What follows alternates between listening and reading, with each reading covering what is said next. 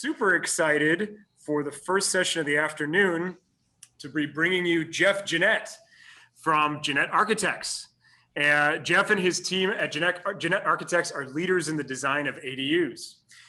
Converting existing garages and utility structures or designing new ADUs altogether is a significant percentage of the company's workload. They stay current on code conditions and are extremely creative in designing these compact, tiny homes. They've been hired by the local city municipalities to craft city ADU submittal guidelines and successfully partnered with city department heads to streamline the processing of permits, as well as recommended less costly detailing and material alternatives to encourage lower cost construction. Jeff is a certified green building professional affiliated with the U.S. Green Building Council, a longtime member of the American Institute of Architects, and is licensed in California and Nevada. He also has the coolest office I've ever been to. He's got like a huge set of ponds and water that you can see out from the glass inside. I'm so jealous of his workspace, but it's befitting of an architect such as himself. So welcome, Jeff. Thanks for joining us. Let's talk about ADUs. What are they? What happened? Why are we suddenly talking about them so much? Thank you, Anthony. Really appreciate the invitation. ADUs are accessory dwelling units. The state of California, well, they're nationwide for the most part, but the state of California a few years back pretty much forced the ability for all local municipalities, cities, and homeowners to install ADUs in their backyards. Basically, an ADU is a detached or possibly attached structure that is typically used for rental and without any concern for parking and other zoning requirements. It makes it very easy to install. Awesome. So this is beginning in like 2020 is when that took effect, right? And now we're kind of about a year into seeing how this goes. The initial, I believe it was around 2018, 2017, 2018, when they initially came into effect. 2018 in October, Senate Bill 13 was passed through the state that mandated a whole different level of overlays that really made it a whole lot easier for local homeowners to install them. A lot of the zoning codes that were making it difficult were then forced to be lifted. And so this is basically an attempted solution at the state's housing shortage? Exactly, yeah, right now, and it has been for quite some time. We've got a lot of housing that is in need all across the state. So the state basically looked at it and said, let's put out opportunities to make these ADUs a lot easier to build, as well as from a design standpoint and conversion. A lot of garages that are being converted and other spaces. And the intent is that you already have space on your property. The idea is let's make it easy. Let's run some plumbing, let's run some electrical, throw some doors, windows in, and basically make it a housing unit for somebody. Awesome. So let's talk about kind of the basics of like what you might be allowed to build, right? There's a few different types of ADUs and it varies depending on what kind of property you have, right? Yes, it does. There's basically from a state level, they're broken into multifamily and single family dwelling. So in the single family dwelling, you can have one ADU and one JADU. A JADU is basically a mini ADU where you're taking existing space from the home, the main dwelling unit, and converting it. So it could be a room, it could be up to 500 square feet, no less than 150 square feet. And it just basically needs to have access to a kitchen and bathing facilities. That's the JADU. It can actually be a single room in the house if you don't want to install those facilities within the space itself. Multifamily properties, they can have two ADUs, no junior ADUs, no JADUs. Duplexes in the city of Long Beach have recently been classified as single family dwellings, which then only allows you to go back to the one ADU and one JADU. So we can't do two ADUs on a duplex type of property. Duplex is defined as a building that has 2 units within it. So if you have 2 separate units on the property, that would be classified as a single family dwelling type of environment when it comes to ADUs. Interesting. So let me clarify that. So if you have like a 2 on a lot, then is that different or is that going to be the same? 2 on a lot, if they are detached from each other, 2 Uh-huh. separate buildings, that's going to be an SFD, a single family dwelling. If they are back up, if they're attached, that's considered the single family dwelling. If they're separate, that kicks it into the different levels. Interesting. So then that's the JADU is the small. What about the regular ADU? What makes up a regular ADU? What are size limitations? All that kind of stuff. Smallest again is 150 square feet. Uh-huh. They basically can go up to 800 square feet, free and clear of local zoning codes. So in Long Beach, we wouldn't have to worry about the parking conditions, open space calculations, floor area ratios, lot coverage. So up to 800 square feet, you can install that. You can do a conversion of existing space without worrying about some of those other particulars. Once we get over that, then we need to loop in those calculations. So up to 1,200 square feet, which is a max, for the most part, we can do that up here in the Long Beach area. Generally speaking, we see a lot of 2-bedroom, 1-bath design ADUs, either new conditions or converting existing spaces. So you can add new square footage when you're doing these full-size ADUs. You can. They break out from a conversion level and into basically a new construction level. Right. And the difference there is if you've got a garage that sits on a property line or within 4 feet of the property line, if you convert that space, it's no problem. If you add onto that space or you do a new ADU too close to the property line, that's not allowed. So in our case, what we've got is a setback of 4 feet from side and rear property lines that we need to keep for any new construction for ADUs. Got it. So we had a property of mine that you looked at for me, and we did a little feasibility analysis, and that's like an interesting, I think, quick example. I had 3 garages in the back, and we could either convert the garages to ADUs or add them on top if I wanted to keep the parking, right? That's correct. Yeah, they don't allow us to do both. So if you're going to convert space, you need to convert the space. If you're going to add new construction as ADU goes, you'd be doing that. And then in multifamily, you can do up to 3 or up to 2. Interesting. Okay. Awesome. Okay. So that's the basics of what they are, kind of what you can build generally on a parcel. We've got a lot of questions coming in. They're all great questions.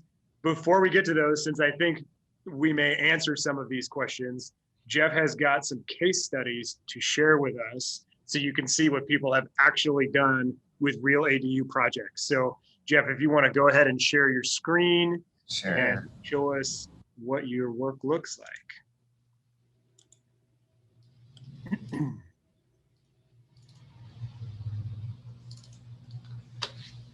All right, so this is one project that's a garage conversion, and this is one that I'm actually going to walk you through from a design standpoint all the way through to where we're actually in construction right now. So I've got a series of slides that we'll go through. The homeowner came to me and said, "Hey Jeff, I've got a garage that I'd like to convert to an ADU." Sounds good. We've done many of them. This is the garage itself. So the first thing that I do is I take a look at the property and the space that we're going to convert. This is the area. It's about 17 interior by 19 feet. Off to the right-hand side is the remaining house and section where you're going to move into or walk into the space. So first thing I do is I take a look at some different concepts. Where do I want the kitchen? Where do I want a living room, entry, possibly a bedroom, and the bathroom? In a lot of these garage conversions, we don't put separate bedrooms in them because it really does make the space small. In this particular instance, the homeowner wanted that. So we went ahead and looked for an easy way to make that happen. Next thing I do is I take it to a different level of design and start to sketch out how the functions of the space are going to work. So we come in on the left-hand side here. Mind you, this is the driveway and the main street to the north up top of the page. So we come in, living room, kitchen area, sink, looking out the window. We've got the stove, refrigerator, washer, dryer. And then we've got a smaller bedroom. It's about 12 by 8 feet. And then the bathroom sneaks over to the bottom right-hand corner. The next stage after that, this completes our design phase. And then we get into the drafting. And these are the documents that go to the city for permitting and then in through construction and bid. So the first document we put together is a site plan. You'll see over here on the left is the garage relative to the main home tucked right behind it and the street itself in front. These are some various plans that we need to provide. This is the floor plan right here. Hardlined now, you can see how everything goes together. We're starting to really define what the spaces are and within them. We also have to put together a electrical plan. Typically, it's just a basic one, but we're going to define where lights installed, switches are, and then make sure that the outlets are accommodated for the code requirements as well as smoke detectors. Roof plan, it's an existing, so we didn't mess with it too much, pretty easy. Then we get into the exterior elevations. This is the view from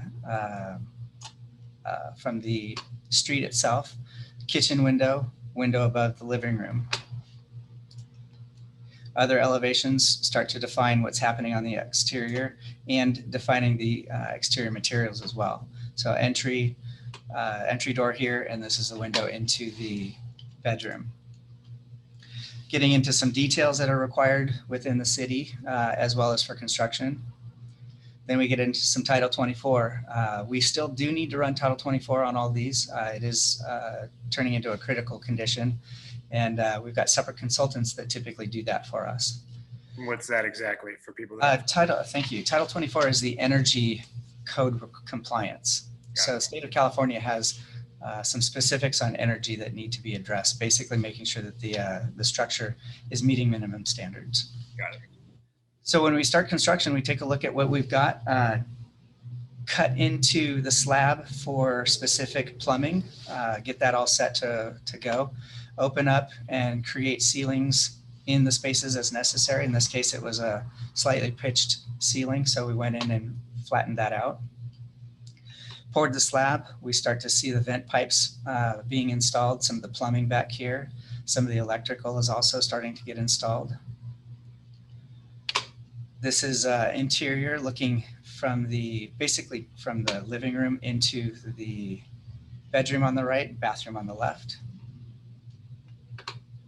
Sitting in the kitchen, entry on the right-hand side here, starting to insulate and provide some of the electrical. These are pancake LEDs that just get snug right up into the drywall itself, real low profile. Pocket door into the bathroom over here. We're in the bedroom at this current stage here. Then you can see it start to take some shape as we install the drywall. Again, this is from the kitchen area, looking in toward the entry. The bathroom starting to get its hot mop, waterproofing and everything installed there. And into the bedroom. Inside the bedroom, these are mini splits. This is the typical, easiest, most compact and cost-effective way to heat and cool these spaces. They're tiny little air conditioning heating systems. Usually cost around $3,500 or so, $4,000 installed. This is the exterior, starting to put the lath and get ready for the plastering, stuccoing. This is where the original garage door was. Right here, this section that is currently filled with water is a requirement for ADUs when you're removing and replacing the garage. We have to put planter areas all across there. help soften them visually to the street. Uh-huh. And this is it. Stuccoed for the most part. We've got some patching to do. The next phase will get into some specific coloring and painting, and then finishing out the exterior, installing final lighting and such. This one is another ADU that we finished just about a year ago or so. This was the existing garage right here. We ended up pretty much tearing it down, integrating it into a courtyard space. The home itself is on the left, and then putting the ADU itself is right here with storage above. The requirements for height limits are such that we need to keep around 13 feet in a lot of these cases. So 13 feet sets up for a 8-foot interior ceiling height and a little bit of storage above if we can get it. This is a big window that opens up into the space with a bar right there. Very cool. Entering over here, we've got an outdoor shower, and then into the main living space, shared bedroom area and living area.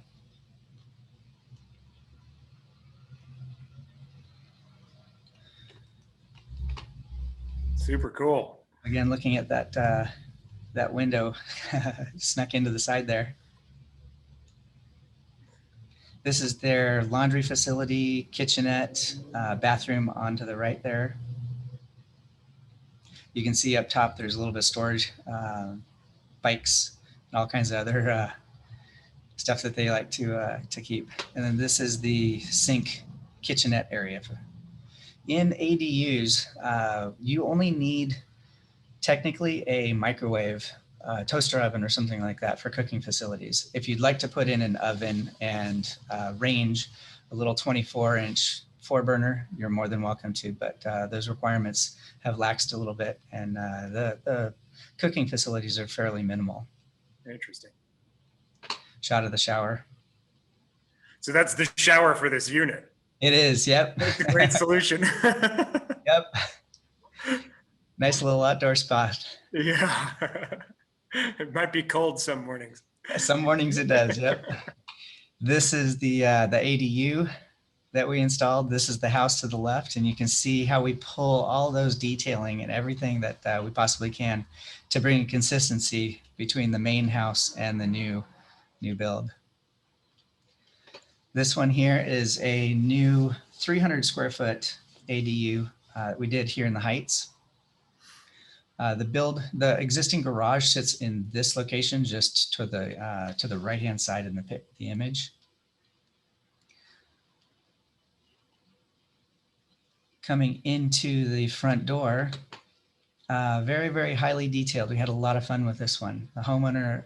So was this a new construction addition for the ADU? Yes, it is. Yeah. Okay, Yeah. got it. So what was here was a beat up shed that basically needed to come down. There was no sense in trying to convert anything.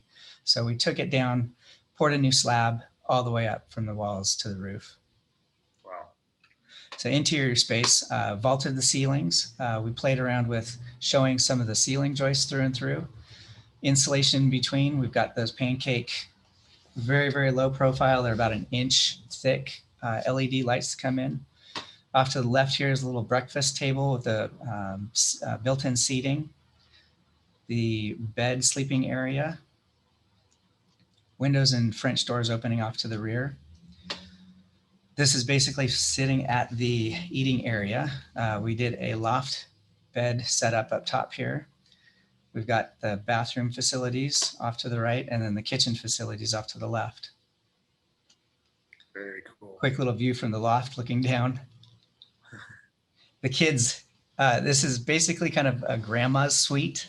So grandma comes down from Northern California and stays downstairs, and then the kids get to camp out up top. I was going to say, she doesn't have to climb the ladder, does she? Nope.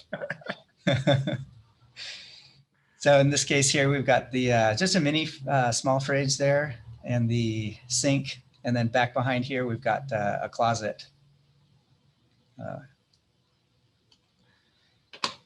Awesome.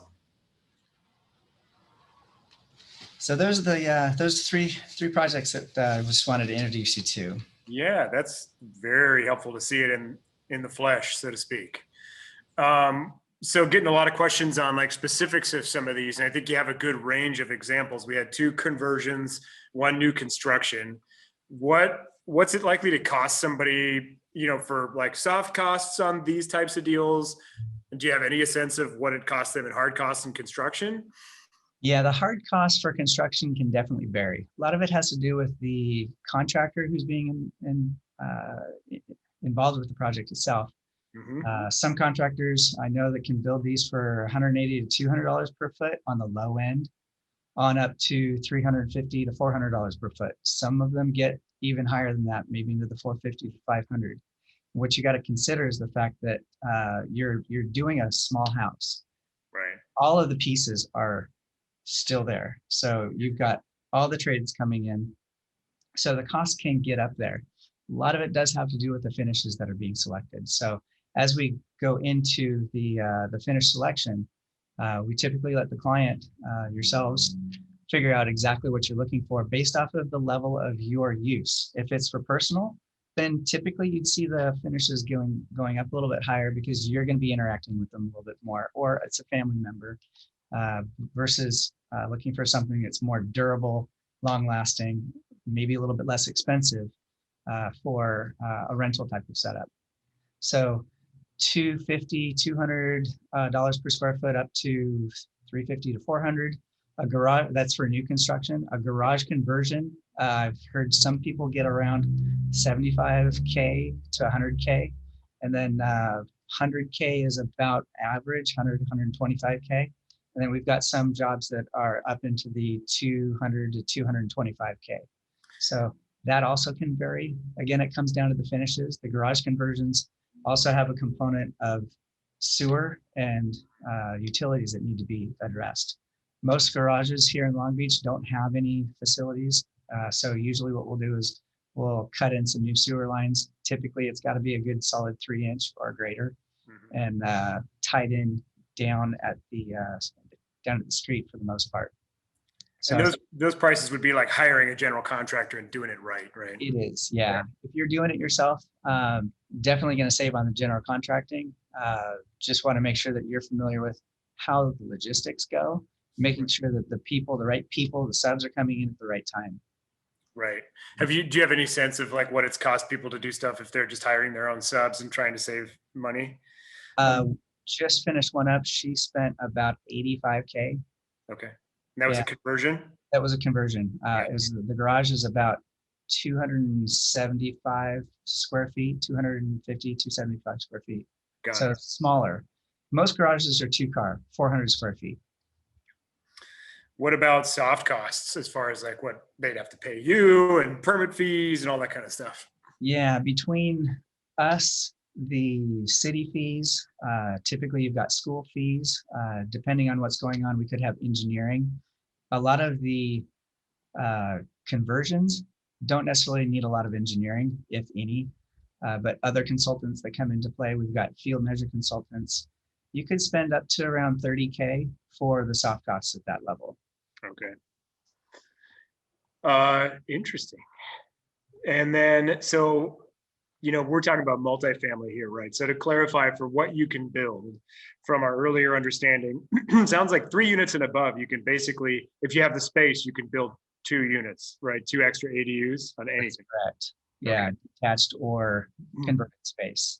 So you could buy a 4-unit, make it into a 6-unit. You could buy a 3-unit, make it into 5, and so on. Exactly. If we go into 5 and above, we actually have a site plan review that we need to go through for City of Long Beach, which is about, I'm not sure what the costs are, but it's a time delay of maybe 6 weeks or so, 6 to 8 weeks at the most. Okay. And then what about, so we have all of these properties in Long Beach, especially that have non-conforming units. And a lot of them, like there's these buildings everywhere that were, I think, originally built as 6 units in the 20s. And usually the typical story I see is somewhere around 2000, somebody converted them to 4 units because the residential debt looked a lot better around then.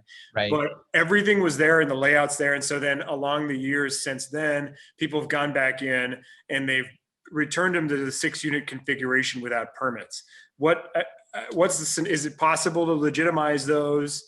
What's that process like? Is it expensive? Definitely possible, and it's very, very common. We come across them all the time. First thing we need to do is make sure that they can legitimately stand on their own. Some of those are in pretty bad shape. Yeah. If they are a component of a bigger space, maybe it's a fourplex that's one single building, usually it's pretty easy. We will legalize them. It's basically getting the field measure done and putting in for legalization. So it's defining all the components of that ADU that need to happen, which is bathing facilities, cooking facilities, sleeping area, and a living area. As long as we can get all that to flush out and look as it should in the square footage, typically the city would come in, they'll take a look at it, they'll have inspectors go out, take a look at the existing conditions, review them. They do have the ability to ask you to open up walls to verify the conditions of plumbing, electrical, whatever it might be, tile, that it was installed properly. Mm-hmm. A lot of that has to do with the fact, or has to do with how the conditions look. So if the units are kind of in shabby shape right now, they're going to be a little bit more scrutinizing. They want to make sure that the concept of life safety, comfort, and all the amenities associated with heating and cooling, they're going to be addressed properly to today's code. So with that in mind, like I can think of a bunch of these buildings I've been in where they were built in the 20s, right? And they're turned back into the way they were originally built. It looks totally legit. The unit's in good shape, but I understand that, the building codes have changed since the 20s. Mm-hmm. Are they going to come in and kind of, based on what you were just saying, are they going to make you do a whole bunch of really cumbersome modifications to that property, even though it's like kind of basically in a perfectly serviceable configuration, or how's that going to look? It's up to the inspector, unfortunately. Generally speaking, I would be prepared for it. So if you look at the space and it's a garage conversion or it's that type of area, if it's in good condition, you're probably going to get a little bit less pushback. If Right. It's in poor condition, again, yeah, they're probably going to want to see some of that. Be prepared at the onset to need to wipe it out and redo it. Got it. Not that it happens all the time. It does happen periodically, but I would want to make sure that you guys as investors are just budgeting accordingly. If it comes in less from a dollars and cents standpoint, it's a win-win. But they can probably call somebody like yourself, right, and get an idea before you open the can of worms by calling the city as to what might be involved. We can help. Yeah, Okay. A lot of the stuff is behind the scenes. So behind plaster, behind lath and plaster, drywall, which is difficult for us to tell. Right. So it's the kind of thing where you really kind of have to get into the nitty gritty. And I don't necessarily want to open up a whole bunch of walls until the inspector requires it. Because sometimes we come through here, the inspector doesn't care. They look through. They say, well, I need a smoke detector over here. We need some ground fault GFI electrical outlets near the water sources, and maybe you're done. Right. So on that topic then, and you might not be the right person to ask this question to, but let's say you got a 4-unit and it's got 2 more that used to be a 6, and you can get them, the remaining 2 units legitimized as 2 ADUs and 4 units. Does that then go on title, so to speak, or on record as a 4-unit with 2 ADUs, or does it become a 6-unit building? Depends on the zone. If you're in a zone that doesn't allow 6 units, then you're going to want to legalize them as ADUs because you can. Right. In a higher zone, if it's a R4 zone and you do have the ability to add 1 additional ADU or 1 unit, then you would add that unit as a unit, so long as we've got the parking requirements. So what I'm thinking of there for the audience is like the financing changes between 4 and 5 units, right? So it could be really attractive to get a 4-unit and get 2 ADUs on there and still get that 30-year fixed residential debt that Tommy Barrow was talking about earlier, because those are great loans. Yes. It's a whole nother ball of wax on what's happening with appraisals and adding value for these ADU spaces? I think most of the answers to that question is we don't really know yet, and it depends what the appraiser thinks when they come out, right? Is that your understanding? Definitely. Yeah. Yeah. It's a liability, obviously, from a bank's standpoint and what they want, what they're comfortable loaning off of. Right. I have seen, we even saw some guidelines come out from Fannie and Freddie on that topic. I saw this in the chat asking about it, directing appraisers not to give any value for ADUs, even if they're legit. Is that right? Yeah, which is ridiculous. So I mean, the general thinking that what I've heard from most people is that that's going to change and adjust as we get more of these projects finished, resold, the comps hit the market. There's got to be some consideration for that in the lending industry, but it's sort of the Wild West right now, and we don't really know what to expect. I would think on the 5 and up space, they're probably going to give you the income for it, which drives your capitalization analysis for the value there. So it might be easier on the 5 and up, but that's obviously not an architectural question. No, and I've had conversations with a lot of real estate agents too, specifically of these, and everybody tells us that the ADUs carry quite a bit of value from a resale standpoint.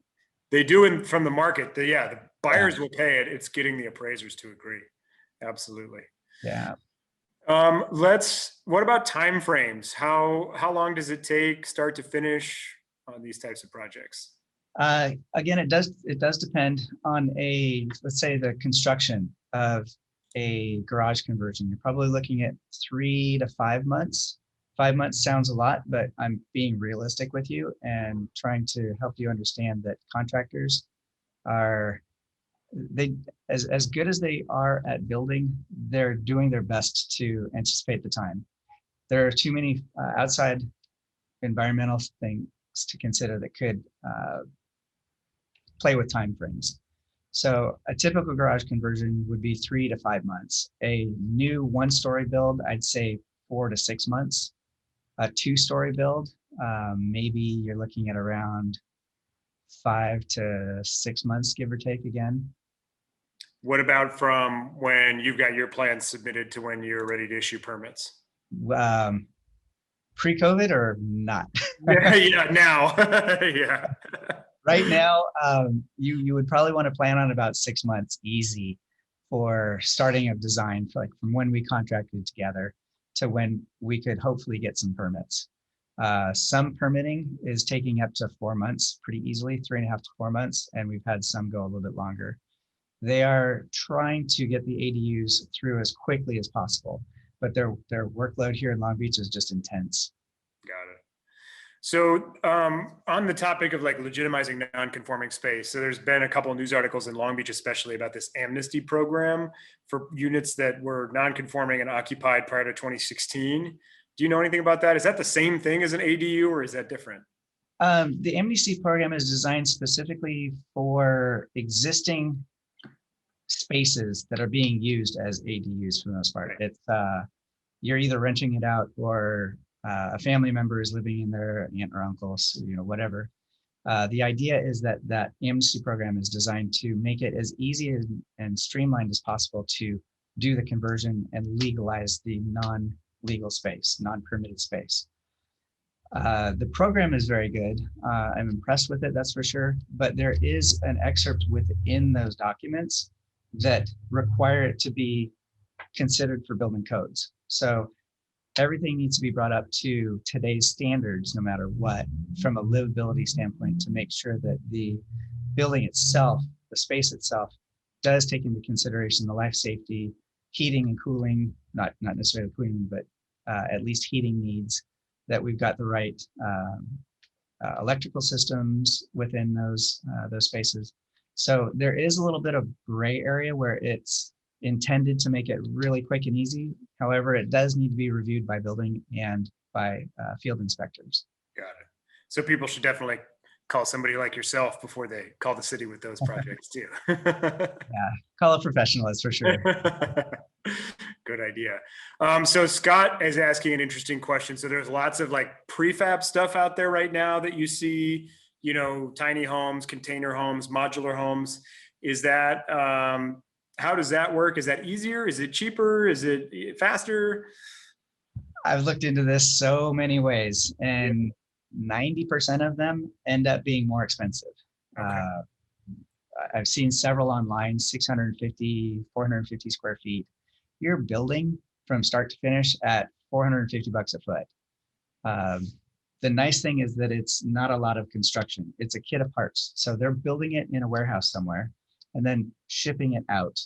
There's crane fees. You still have all the permit fees that you need to go through. You still need all the permitting and specific drawing to go through. The concept is great, but from the research that we've done, it does tend to be more expensive. It can be a little less time, but in the scheme of things, these go up so quickly. Typically, a framer can have a brand new ADU, 1-story framed within about 2 to 3 days if he's got a good crew going.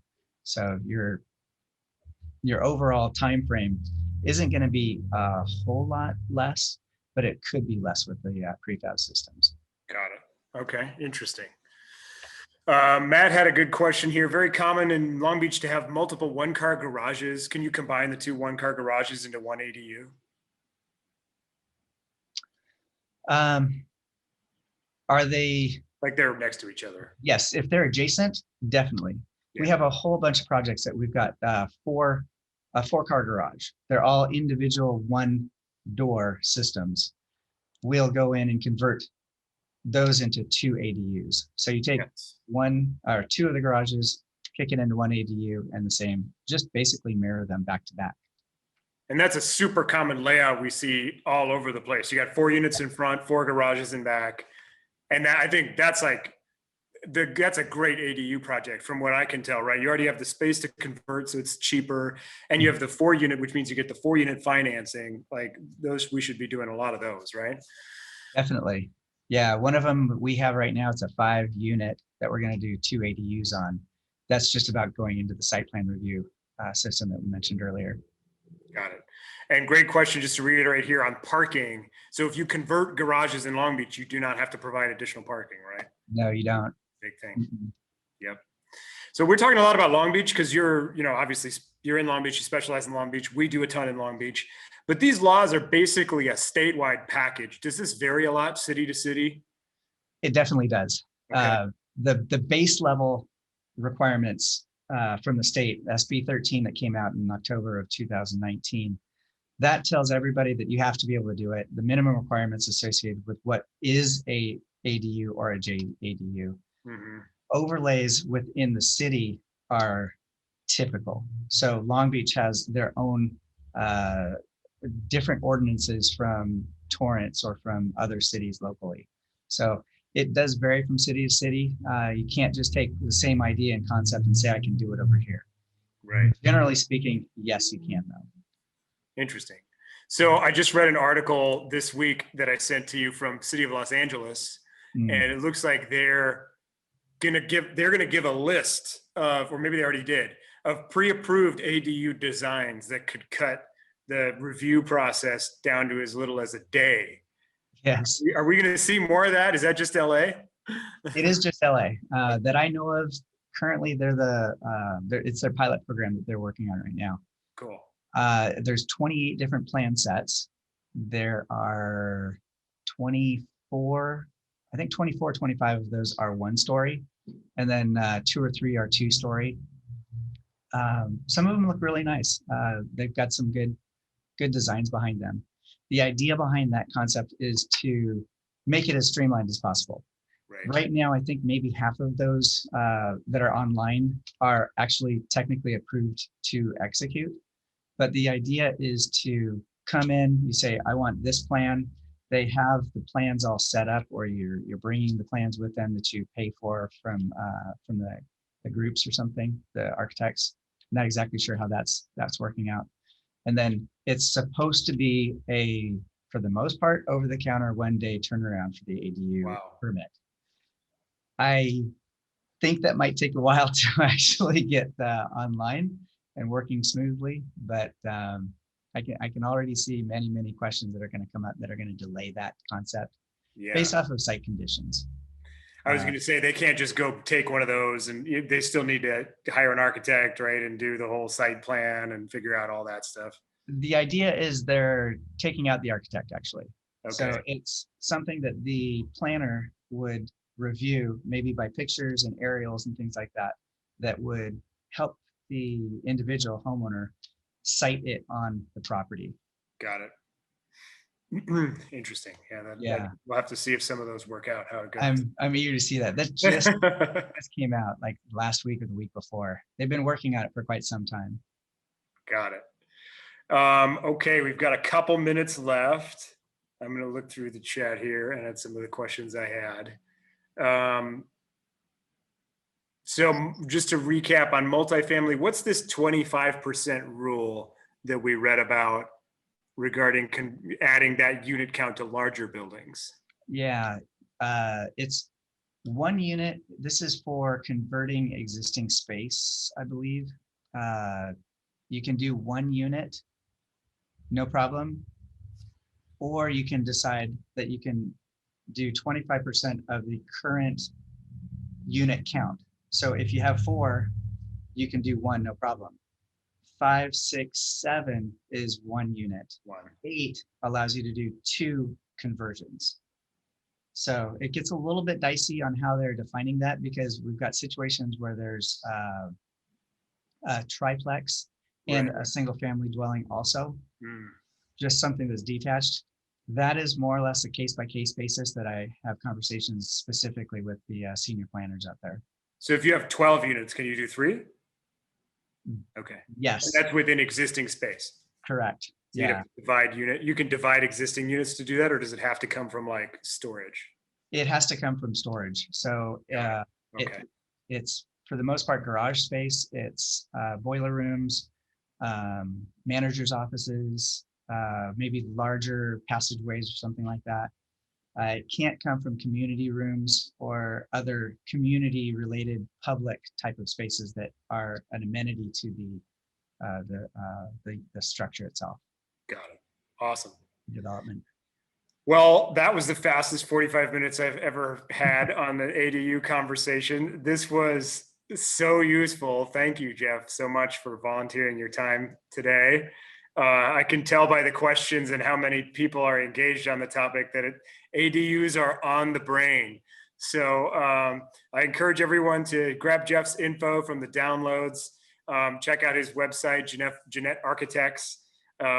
He is the boss when it comes to this stuff. He's working with lots of our clients right now. And thank you so much. I'm going to bring on one of Jeff's clients now, and we're going to have Borba talk to us about management. Anthony.